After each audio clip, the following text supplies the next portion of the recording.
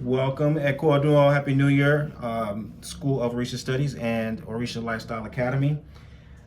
This is November 30th, 2021. And this is our Odun Ifa season where we are going to cast Ifa for our community. We've already started doing the preliminary work and gathering materials and organizing what's going to happen.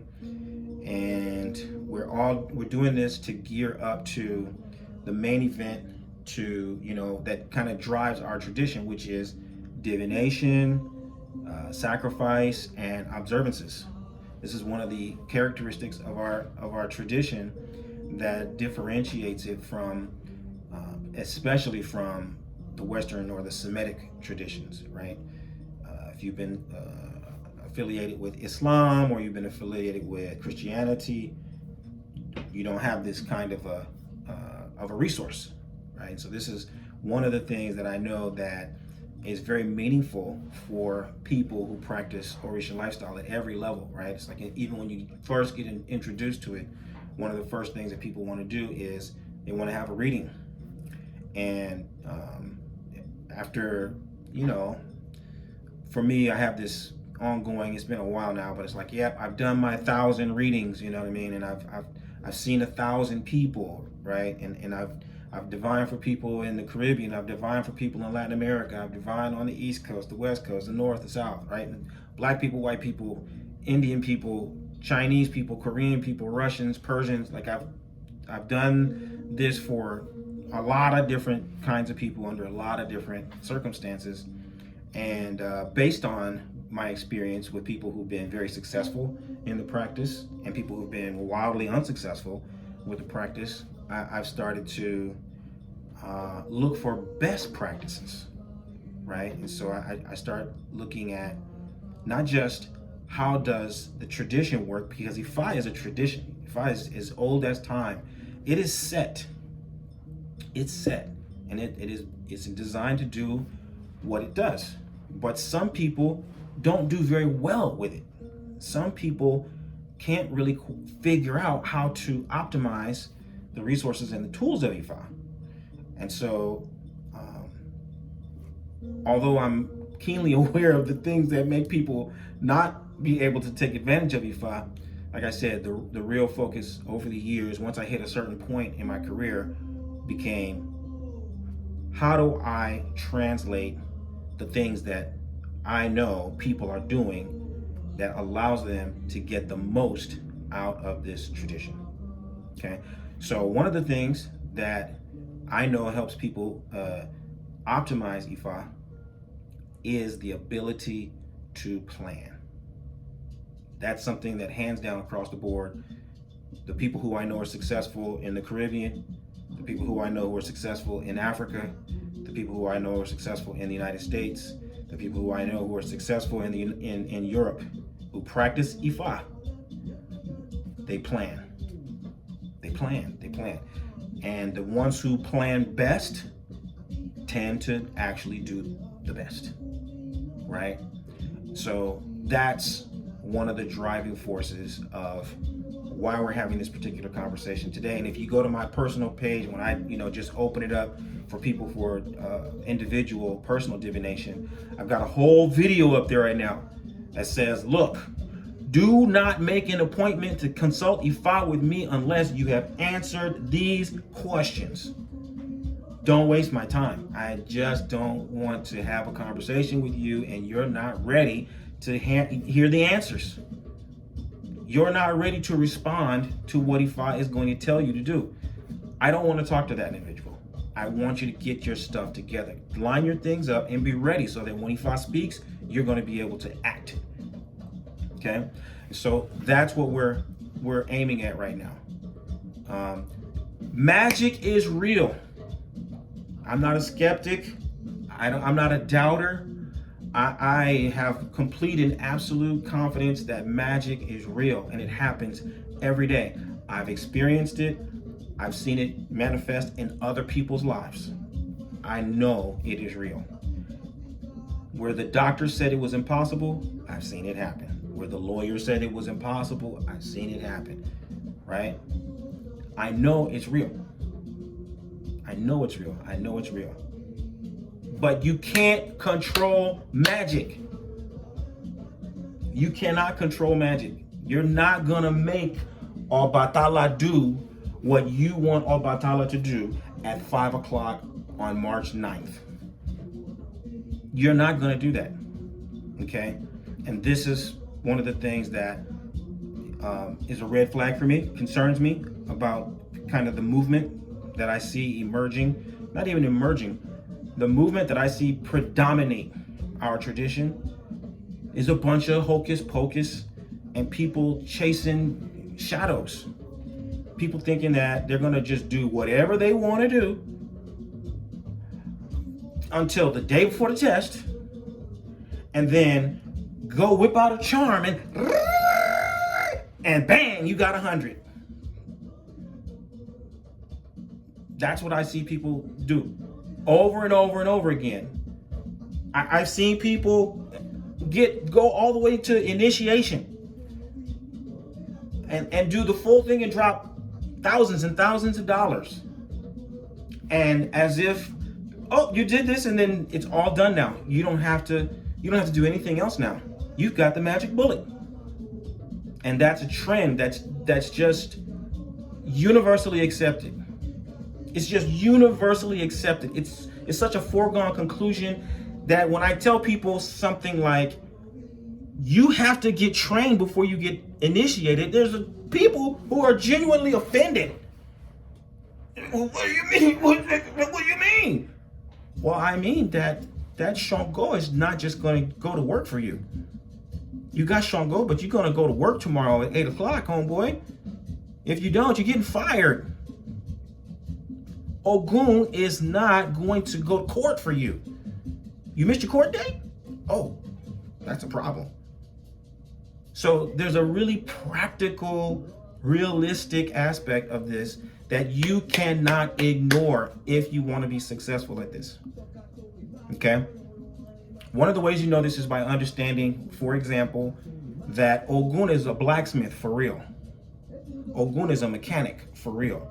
Obatala works with clay for real. Obalufon is actually a weaver. Every Orisha is tied to a concrete vocation.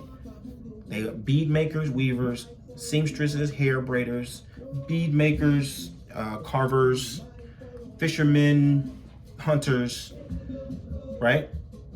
So they are adhering to all the laws of production, distribution, pricing, disputes. They're doing all of that. Every Orisha is a professional.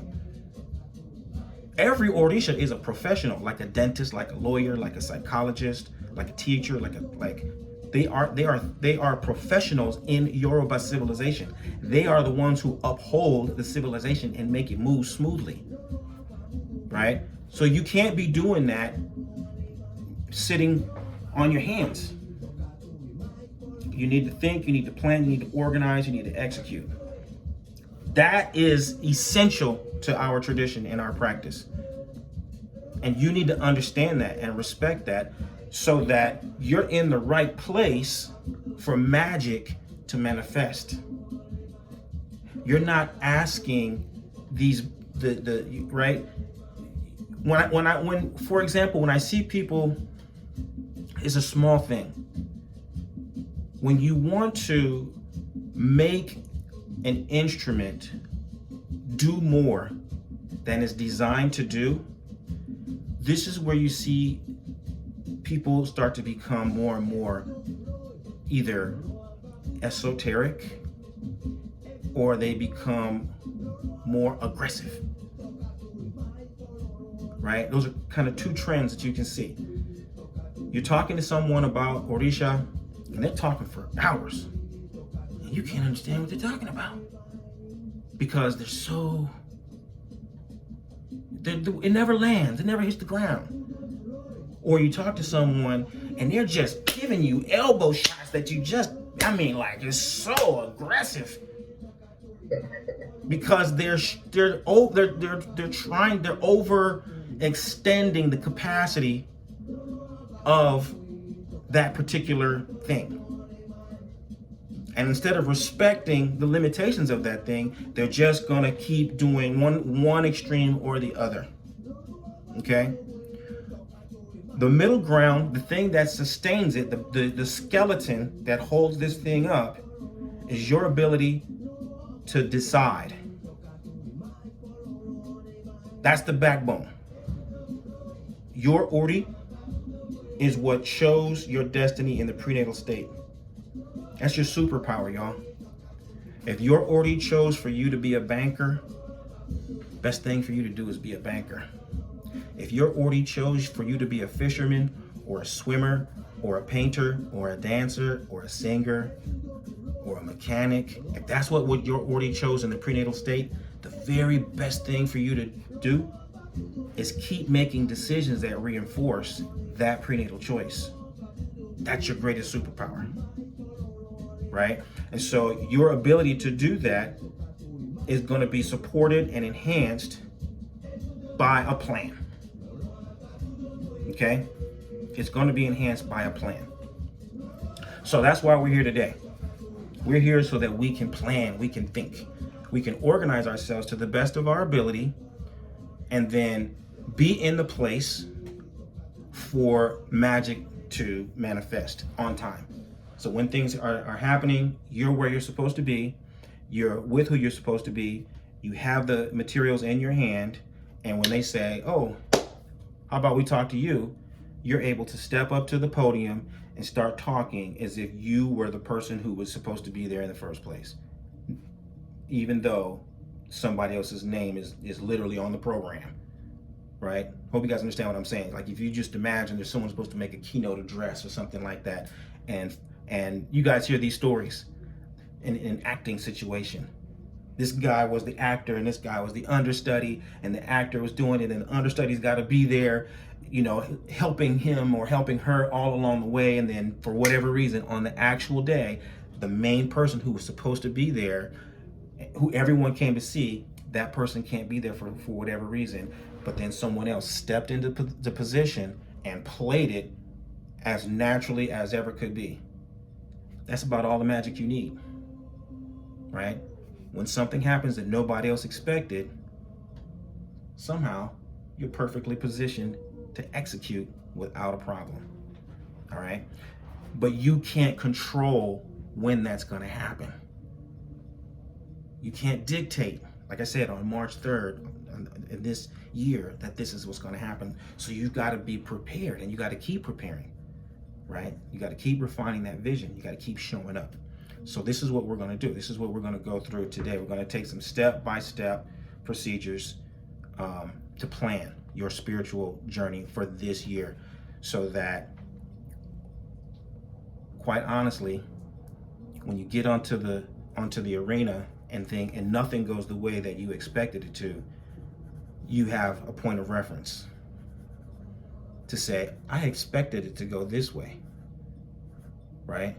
And now, as I go forward, I can adjust. I get to look back and say that, well, you know, how many degrees off am I before I can get things on track? Or how many degrees do I need to shift my plan so that it can actually meet me where I'm going, or propel me further? Okay. Now, let me say, before I go a little bit any further into this, part of what I'm saying also is not based on my experience as a babalawo. Some of my experience is based on my experience as a professional educator.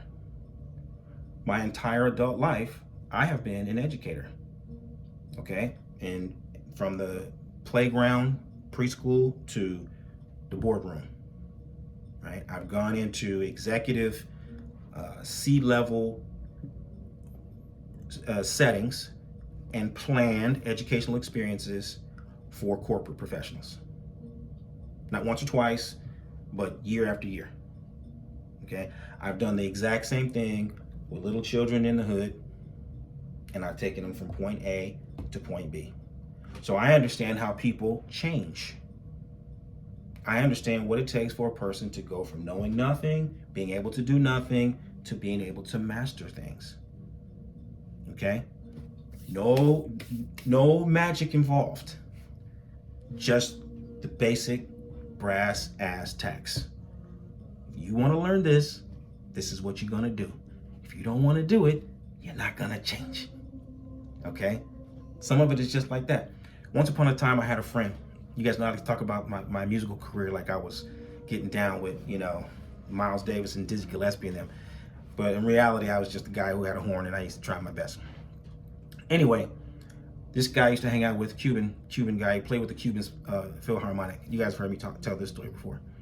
But he was a symphonic musician from Cuba. He had defected. And at the time I was playing the trumpet. And we would trade. I would teach him stuff and then he would teach me stuff about music. And he one day I asked him for some drills. And so he says, okay, here's 5 drills. He gave me some breathing drills. He gave me some different scales to play and stuff like this. I got them maybe a week later. He says to me, so how you doing with those drills? And I said, well, actually, I only did it the first day and I haven't done it since then. And he just looked at me, he says, yeah, if you can't do those drills, you're never going to be a trumpet player. The trumpet is a demanding mistress, is what he told me. The trumpet is a demanding mistress. If you don't give her your undivided attention, she will never, ever sound for you. These were almost his exact words he told to me. Point blank, real flat, And I was really deflated at the moment because I felt that was kind of blunt. But it is true. It is true. The trumpet is not an instrument that you can trifle with. You must organize your time and you must put in those hours. You must. Otherwise, your embouchure and your air and all, it's just not gonna work. And there will be obvious limits, and people who know will be able to point them out instantly. Right? So my experience there is just anecdotal, but it does lean into what I know as a teacher. I taught Spanish for a number of years. Okay, if you don't run these, you don't conjugate these verbs, if you don't download a certain number of vocabulary words, if you don't practice a certain number of hours every week, yeah, you're going to be a level 1 for the rest of your life. You're never going to improve. It's just that simple, right? And that's what I want you to grasp with your spiritual development. You want to get a deeper relationship with your ancestors. You want to be more aligned with your Ori. You want to be able to manifest the things that you have in your heart and you have in your mind. Then there's a certain amount of vision, of clarifying what you really want to do that you've got to commit to. And there's a certain amount of action. There's certain things that you just have to do. You got to carry them out, even when you don't see results. Even when things aren't happening the way that you expected them to, there's certain things that you've got to follow through and adhere to in order for it to work, in order for you to develop, in order for you to grow, in order for you to become stronger, right? In order for you to become more receptive, just the way it goes, right? So that's behind the scenes. This is also part of what I'm telling you. In every arena, if it's music, if it's business, if it's education, if it's spirituality, you've got a plan and you got to organize yourself. And this is the part that nobody's talking about because this is not glamorous. This is not sexy. But this is the differentiation. This is what separates the ones who are progressing and the ones who are not. So if you want to progress, then you're going to take what I tell you today seriously and you're going to apply it because you want to progress. If you want to be where you are, if you want to be the person who knows already, because sometimes there's people who already know. They come, they sign up, they attend, they're there, but in their minds, they're saying that Negro don't know. I know. He don't know. He talking, but I know. So I'm going to do what I'm going to do. And okay.